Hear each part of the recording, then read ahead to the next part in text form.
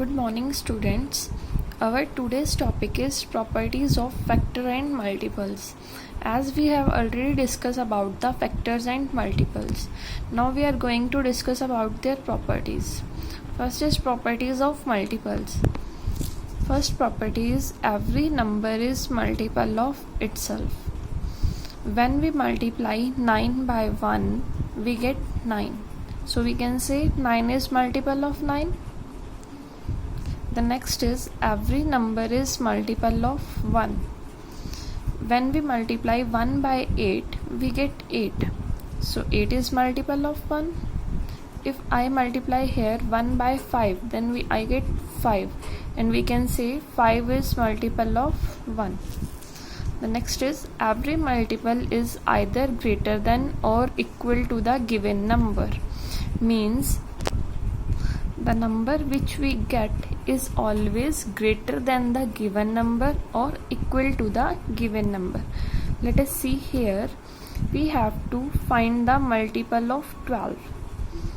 Here 3 multiply 4 gives 12. So we can say 3 is multiple of 12 and 4 is also multiple of 12.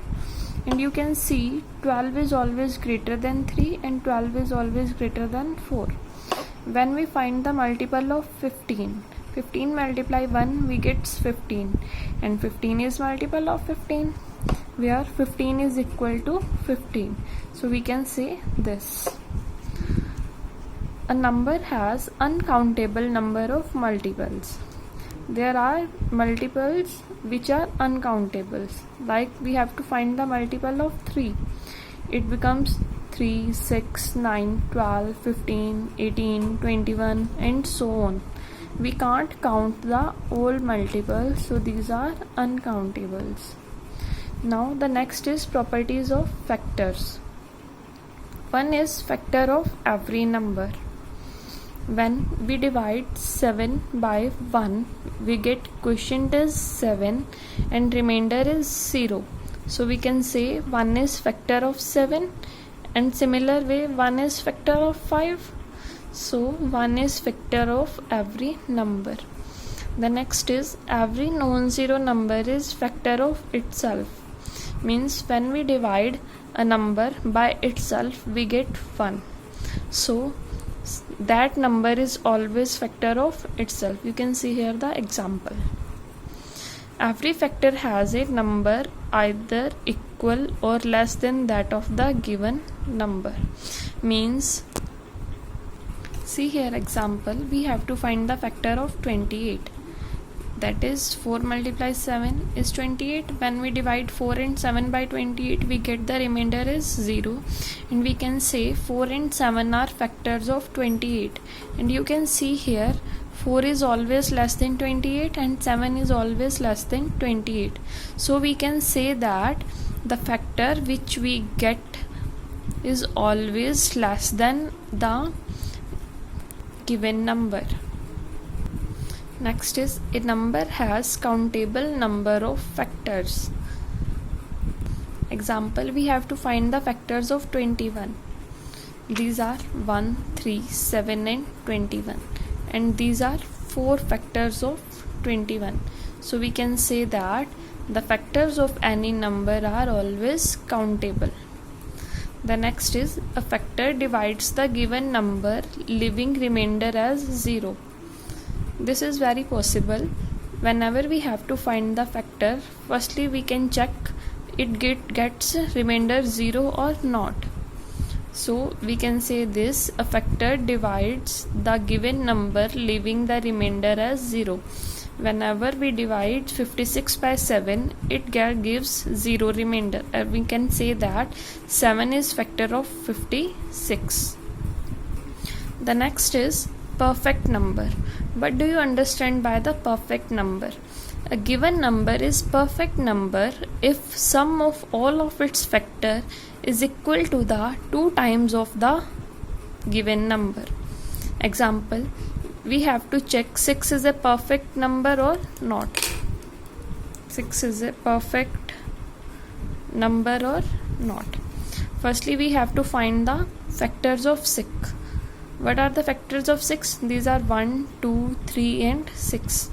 what is in the statement? The sum of all of its factors. Okay, so we have to do sum.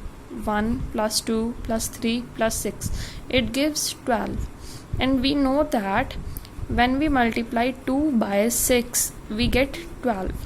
And here the statement is also says this: sum of all of its factor is equal to the 2 times of the given number. What is the given number here is 6. 2 times of 6 becomes 12.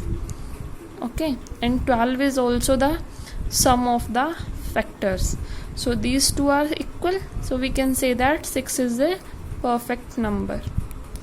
Next is prime number. The number which has only 2 factors, that 1 and number itself. These are the prime numbers. Example 2, 3, 5, 7, etc. The next is composite numbers. The numbers which have more than 2 factors are called composite numbers. To check this number is composite or not, firstly we have to find their factors. Example, I am finding 6 is composite number or not. So I have to find the factors of 6. What are the factors of 6? 1, 2, 3 and 6. These factors are 4 and it is greater than 2. So we can say that 6 is composite number. The next is twin primes. When we get the difference between two number is 2. When we get the difference between two prime number is 2, then it is known as twin primes. Example, 3 and 5 both are prime numbers and the difference between these two prime number is 2. So we can say that these are twin primes. Let us take another example of 5 and 7. 5 and 7 both are prime numbers and the difference between them is 2. So these are twin primes. Take another example, 11 and 13. When we subtract 13 minus 11, we get 2. Difference between these two prime number is 2. So we can say that this is the twin prime numbers.